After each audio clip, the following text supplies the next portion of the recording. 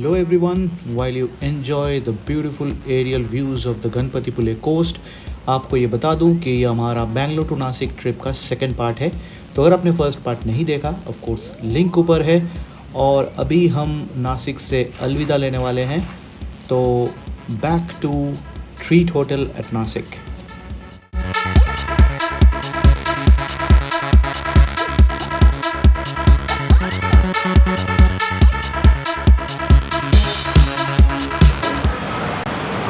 नासिक को good bye बोलने का भी टाइम आ गया है। यहाँ पे हमारे दोनों व्हीकल्स एकदम खचाखच ready,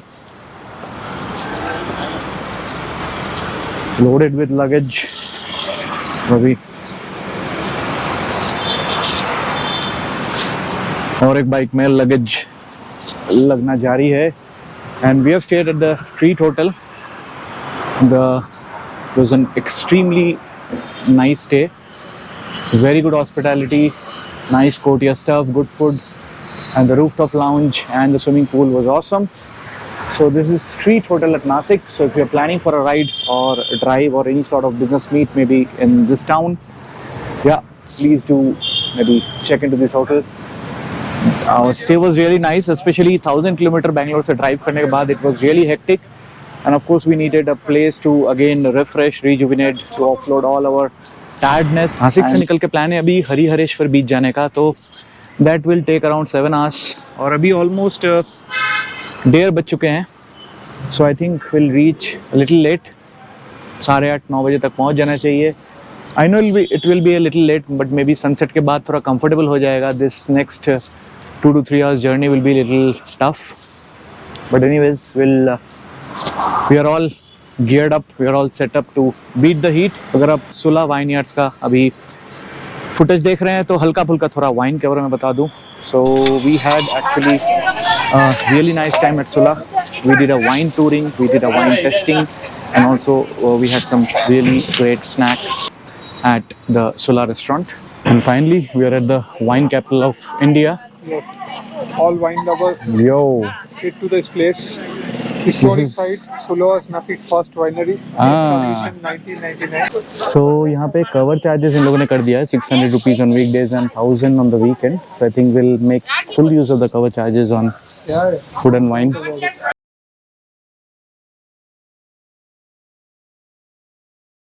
Finally we have reached, I think, the most interesting hotspot of Nasik.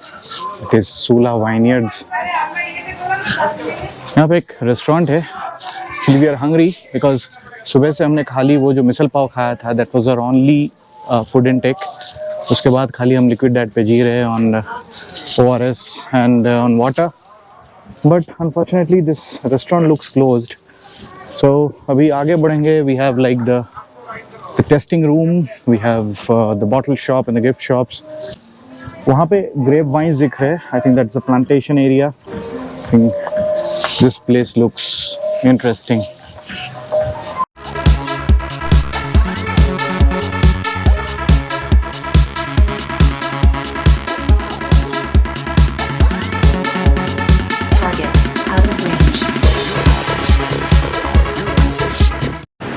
So finally wine के बारे में हमने कल बहुत जानकारी हासिल किया, because we were actually doing wine touring, और उसमें हमें पता चला कि जैसे ग्रीन ग्रेप से बनता है वाइट वाइन या स्पार्कलिंग वाइन। और जो स्पार्कलिंग वाइन मैन्युफैक्चर होता है शैम्पेन नाम के एरिया में in France, that is actually called off course champagne. And red जो ग्रेप्स होते हैं उससे बनता है of course red wine and also the रोजे वाइन। सो रोजे wine is nothing but the light pink color wine that you see, that is called the rosé wine। That's a French term। और wine बनाने के लिए जो main technique होता है, that consists around I think few steps। First is the harvesting of the grapes। Second is actually crushing the grapes to get the juice out of it। Third is actually fermenting them with the help of yeast and generating the alcohol content and making the wine। Fourth is actually aging the wine। You have to keep them in barrels and age them for some time। और aging process थोड़ा difficult होता है because you need to age the wine at 16 to 17 degrees temperature। So Nashik का temperature generally 30 degrees के ऊपर रहता है, so they have to keep the wine barrels at a temperature control area। Or even if you keep actually your wine in bottles in 16 to 17 degrees, you can actually keep them aging. लेकिन हमें पता चला कि if you are keeping your wine in warm environment, so that will slowly turn sour and that will slowly turn into vinegar, more acidic. So it's better to keep wine in a proper refrigerated zone to prevent the decomposition. और wine आपको 2 साल के अंदर P लेना पड़ता है. So it has an around expiry of around 2 years. So that is mostly we learned about wine. Or after aging, of course, it is bottled and it is distributed. So next thing, how exactly to taste wine. तो वो भी हमें wine tasting में सिखाया गया था. So the first step is actually to see the wine. Next is to swirl the wine in the glass. Third step is to actually smell it. Or the fourth step would be to actually sip the wine, just to make sure, just to feel the taste of the wine. And the fifth step is actually savoring the wine. So finally, these are the 5 S of testing wine. Finally, we are at the Sula Vineyard wine testing counter. And this is a place where more people taste their first glass of wine than anywhere else in the world. That's actually quite significant. And this is our new bartender. Which one is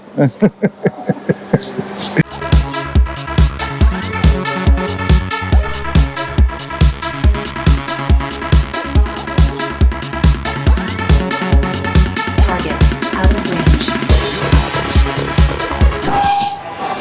और अभी नासिक के सबसे बढ़िया वाला nonveg जगह पे हम लोग आए हैं. ये है वो जगह और नाम है यहाँ पे लिखा हुआ है. आइए दिखाते हैं.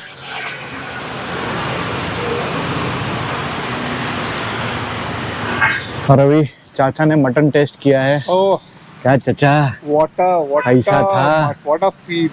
हाँ It's a must visit place. हाँ. Close your eyes if you are in Nasik. Just come down here for a lunch or dinner. You won't regret it. Super. This is a must visit place in Nasik. पेट भर गया, मन भर गया. और Now the bed. बस That's और the only thing is left. Veg वाले excuse me, Ah, vegan वाले एक्यूज मी yes. और नॉन वेज वाले embrace me. We are Hello. shamelessly non-vegetarian. So now heading back to the hotel. हमारा सुबह से कार्यक्रम था हरिहरगढ़ फोर्ट एक्सप्लोर करना, वो हो गया. उसके बाद it was the coin museum. उसके बाद हम आ गए सुला और अभी बस वापस जा रहे हैं अपने होटल.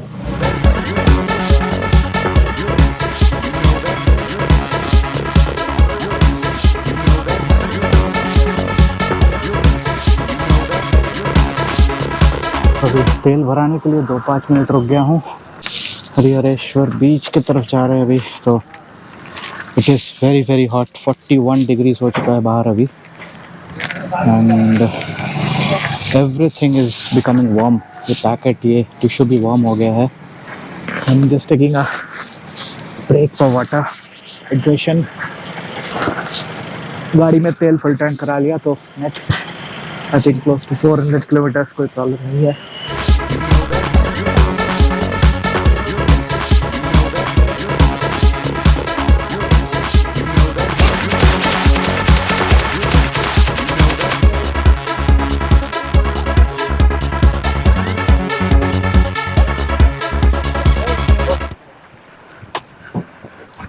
Good morning everyone. और आज सुबह हम लोग पहुंच गए हैं वेस्वी बागमंडला ये फेरी पॉइंट में.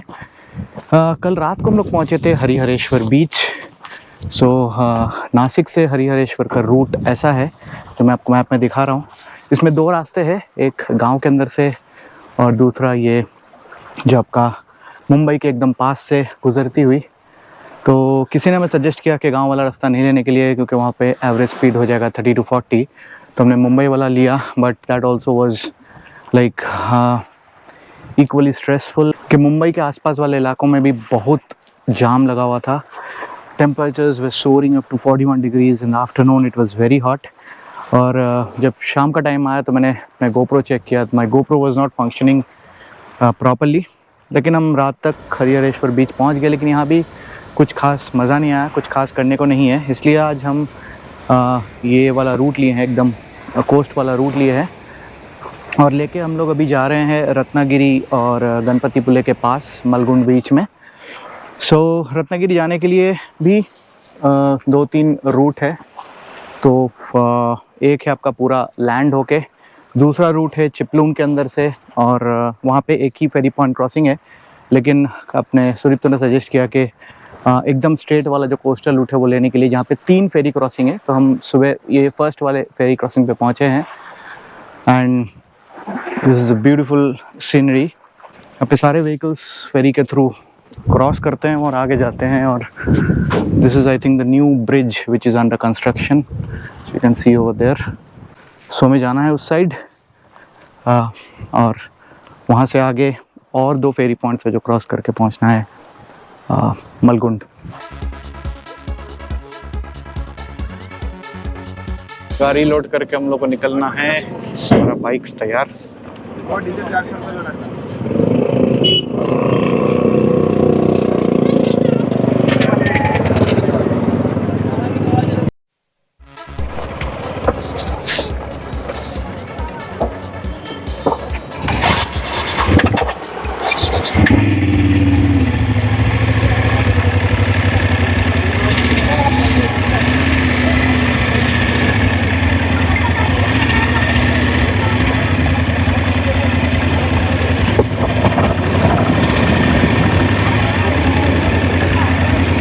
কোথায় ওদিকে বলছে? फाइनली हम आ गए फेरी पे। Yes. चाचा is Mary in the ferry. Mary in the ferry. With the sunlight, what else I can? हवा चल रही है We are मस्त यहाँ पे। marinated, just waiting to get fried. वही हाल ये में। हमारे साथ मराठी मनुष। अच्छा, नमस्कार। आप कहाँ जा रहे हैं? बस उधर। ट्रेन से आए। अच्छा,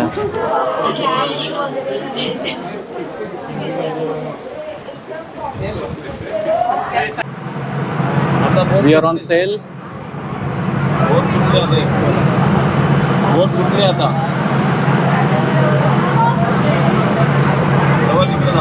वेस्ट कोस्ट में अपना पहला फेरी ड्राइव, वो भी BMW और KTM 390 एडवेंचर लेके। Yes.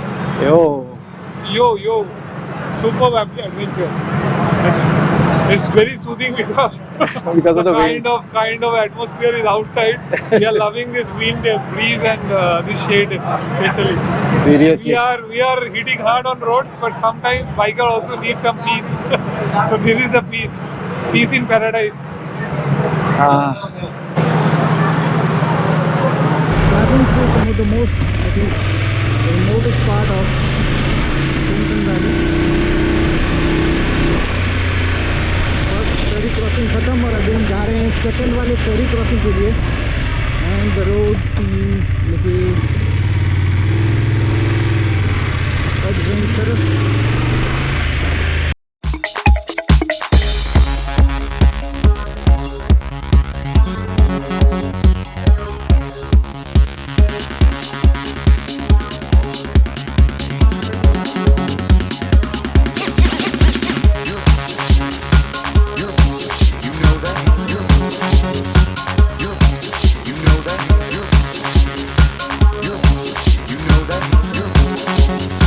तो यहाँ पे मैंने छोटा सा एक ब्रेक ले लिया है। आगे वाला जो जेटी है वो बस और 10 किलोमीटर के अंदर ही है। वहाँ से और एक वाटर क्रॉसिंग है जो क्रॉस करके हम लोग आगे बढ़ेंगे। अभी ये रहा सुदीप तो जो आ गया है फटाफट गुड। और अपने भाई साहब आ रहे तेल भरा के, मैं वेट कर रहा था। एक माइक्रो ब्रेक, पानी वानी हो गया, चलो। वो हो गया। अच्छा ठीक है, अच्छा ओके, चलो मैं रेडी हो जाता हूँ।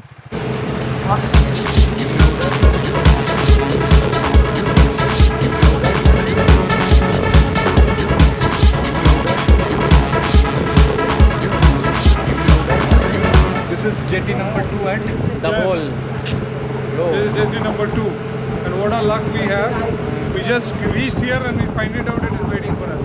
especially all the cheese guy. Because of चाचा बिकॉज एकदम एंटर करते तुरंत टिकट लेके फाड़ दिए हमारा भी फट गया है। एकदम जेटी में आके एकदम स्क्रीचिंग हॉल्ट फटाफट टिकट और एकदम मुझे हमारे लिए एकदम वेट कर रहा था। बोर्ड पे चढ़ा दिया तो ये भी यार But this is an amazing experience and first time we are doing 3 JTs. भाई 3 JTs on a single day this is number Yes. 2 bike यहाँ पे दिखा देते हैं।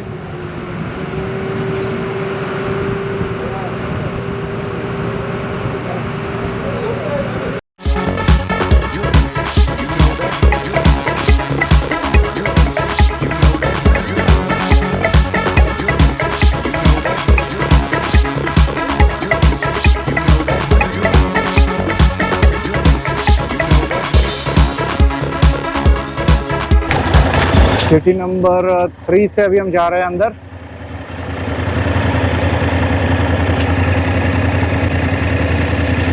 ऑलमोस्ट सनसेट टाइम इसलिए सीनरी और भी सही लग रहा है।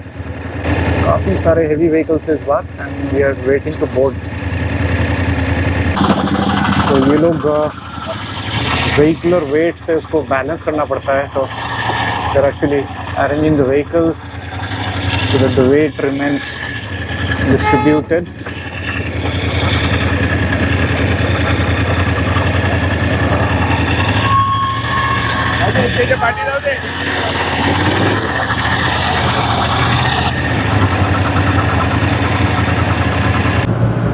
And finally it's ferry number 3, so we have set sail, निकल चुके हम जेटी से। These are our vehicles. Woo! Just trying to capture the moment, sunset moment.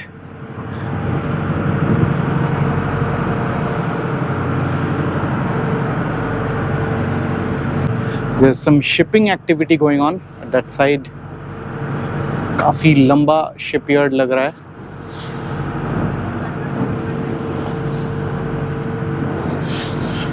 और ये जो थर्ड वाला जेटी हम लोगों ने लिया, तो we actually took the coastal route as I said. The coastal route was actually very scenic. बीच में कुछ ऑफ रोड्स भी आए हल्का फुल्का, but that was really enjoyable. Roads were narrow, passing through some very very remote villages. तो सब कुछ करके अभी फाइनल अभी हम लोग इस जेटी से निकल के हमें ऑलमोस्ट अराउंड 17 किलोमीटर्स और जाना पड़ेगा to reach Malgund, and we are trying to find some hotels.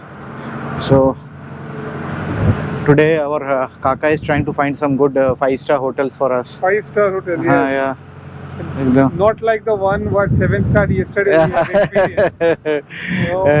So we are trying to avoid the kind of 7-star vibe what we have received last night. We at least wanted to reduce ourselves to 5-star. Correct. And find a place where we can at least park ourselves quite nicely tonight. So कल हम लोग काफ़ी रात को पहुँचे थे 9 बजे के बाद, तो उतना ऑप्शन एक्सप्लोर करने के लिए हमारे पास एनर्जी टाइम बिल्कुल नहीं था। So settled in whatever we got, just moved in. वो रूम उतना अच्छा नहीं था and the stay was a bit shabby, तो उसका वीडियो में उतना फुटेज में उठा नहीं रहा हूँ। And that actually that place we didn't find it worth staying or stopping over for, वो थोड़ा मिसकैलकुलेशन हो गया है। But now we are moving towards Malgund and वो जगह जो है that is very close to Ganpatipule, और हम लोग रत्नागिरी फोर्ट भी ट्राई करने वाले हैं। आज होगा कि नहीं पता नहीं, but of course today the plan is to settle down quickly to sleep well within 10 o'clock। उसके बाद कल सुबह अर्ली एक्सप्लोरेशन करना पड़ेगा, बिकॉज 9-10 बजे के बाद टेम्परेचर बहुत हाई हो जा रहा है, उसमें fort exploration and all is really become difficult. But अभी फाइनल जेटी में हमारे व्हीकल्स आराम से parked and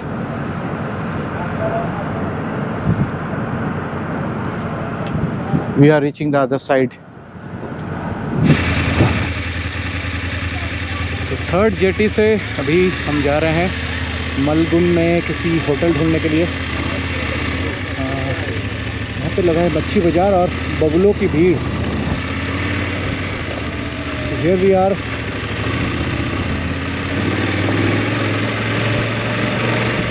in the town of Malgund.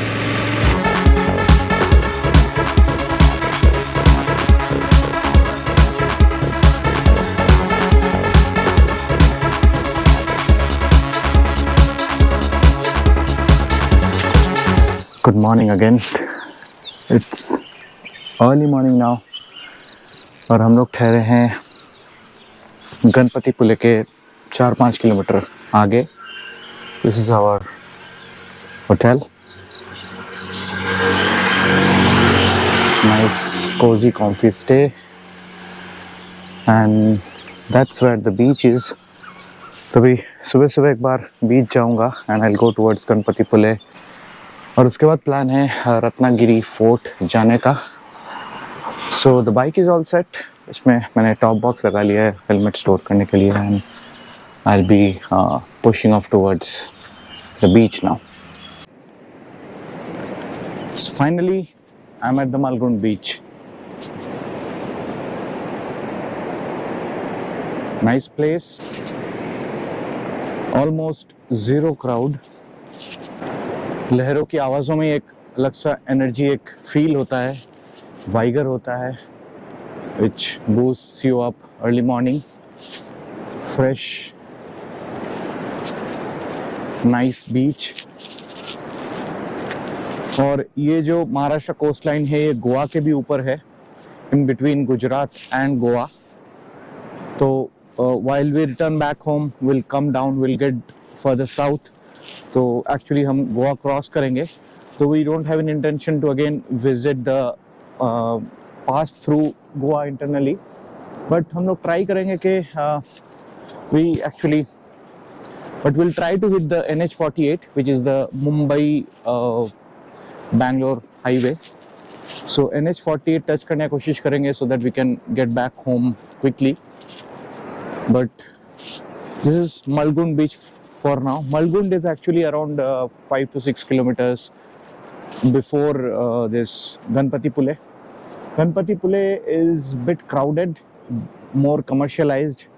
इसलिए हमने सोचा कि हम Malgund में रुक जाएंगे, which is more serene, more peaceful. और यहाँ से फिर अभी रत्नागिरी फोर्ट निकलेंगे. Early morning temperatures are quite down. बहुत प्लेजेंट लग रहा है, नो हीट. सुबह का चाय अभी तक नहीं हुआ, सो मोस्टली अभी जाके चाय पियेंगे. Something really important I wanted to mention is that the problem in this area across, जब हम जब नासिक छोड़े and at a point when we enter the coastal route, तो नासिक से जब हम निकले मुंबई के पास से होके पनवेल होके, we entered the route which takes you to Alibag, that is the coastal part, Alibag, Murud, etc. Coastal route में आने के बाद when we reached near Harihareshwar, we lost all network. तो वहाँ जाके पता चला कि वहाँ पे एयरटेल काम नहीं करता है. It's only Jio and Vodafone which are functional. So अगर आपके पास सिर्फ एयरटेल कनेक्शन है, you might face a challenge, remaining connected. So just make sure that you take another extra SIM if possible, preferably Jio, क्योंकि Vodafone का network भी उतना अच्छा नहीं है, maybe except that region, but it's not like far and wide, reach is not far and wide. उसके बाद जब हम यहाँ पे पहुँचे मलगुंड में, तो मलगुंड में हमने देखा कि कुछ कुछ जगहों पे कोई भी नेटवर्क नहीं है, neither Vodafone, neither Jio, neither Airtel. तो अभी हम लोग जो होटल में रुके हैं वहाँ पे कोई भी नेटवर्क नहीं आ रहा है. So we are, and across this area, like from Malgund to Ganpatipule, there are no network. There are no networks.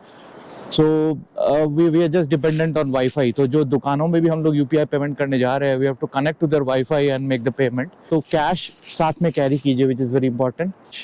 ATM card भी साथ में रखिए. If you are running out of cash, there are ATMs around where you can go and pick some cash.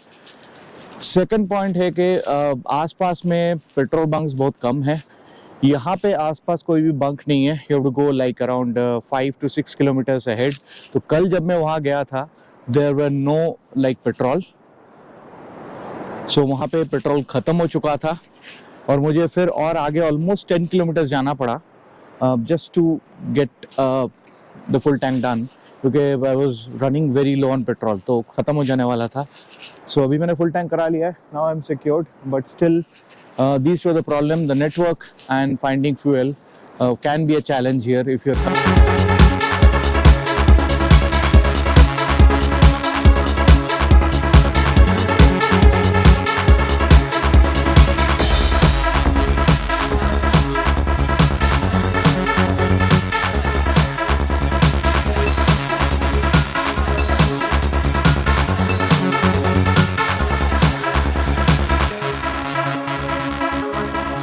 And finally we have arrived at Ware Beach.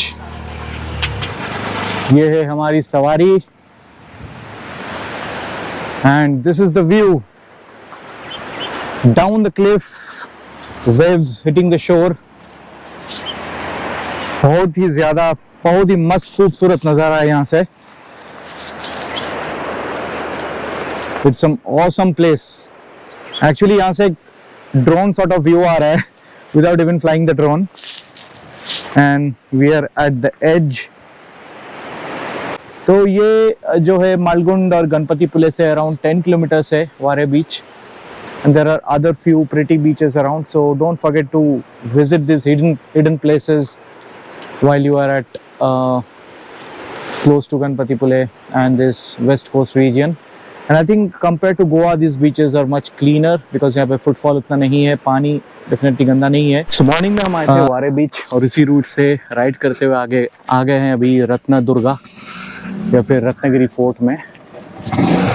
So we have somehow managed to find a parking on the slope और ये रहा fort. लोग mostly यहाँ पे sunset देखने के लिए आते हैं और हमारा भी कुछ ऐसा ही प्लान है. The view around is really majestic, magnificent, मस्त ocean view है.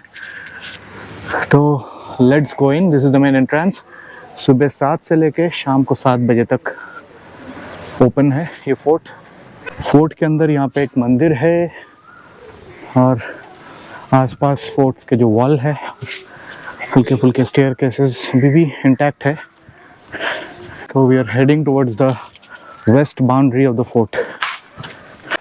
सनसेट होने में अभी और 10-15 मिनट है. By that time we wanted to catch a beautiful glimpse of Ratnagiri Fort.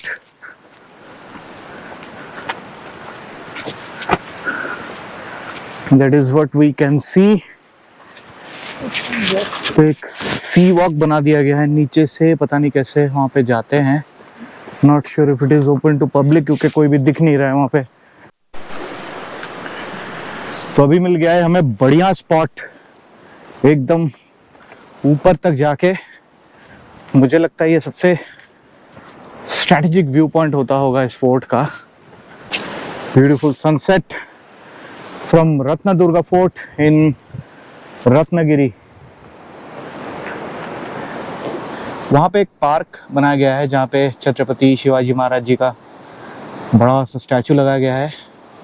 Looking really nice from here.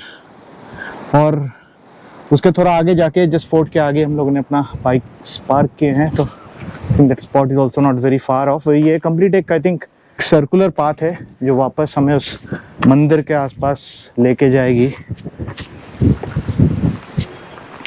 These are the fort boundaries which are still intact. जैसे fort के जो और स्ट्रक्चर्स थे पता नहीं, I mean they are not like existing anymore, but यहाँ पे boundary है. एंट्रेंस जो है वो है अंदर वाला, अंदर में एक मंदिर है.